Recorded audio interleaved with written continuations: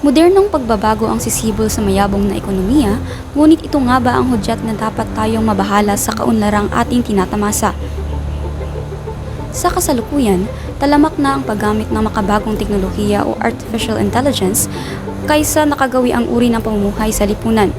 Ngunit kaakibat nito ang konsekwensya na nagdudulot ng banta pamalit sa mga skilled worker, modernong na ang pagbabago ang sisibol sa mayabong na ekonomiya, ngunit ito Batay sa preliminary data ng Department of Migrant Workers, 1.29 million ang na-deploy noong unang semester ng taon. Tumaas ito ng 37.46% kumpara sa 939,466 OFW na na-deploy sa parehong panahon noong nakaraang taon. Ang kabuuang deployment rate ay pumalo na sa 2 million. Pagbabago ang sisibol sa mayabong na ekonomiya, ngunit ito nga ba ang hudyat na dapat tayong mabahala sa kaunlarang ating tinatamasa?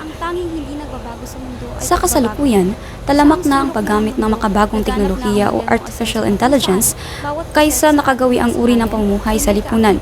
Ngunit kaakibat nito ang konsekwensya na nagdudulot ng banta pamalit sa mga skilled worker, lalo na ang overseas Filipino worker.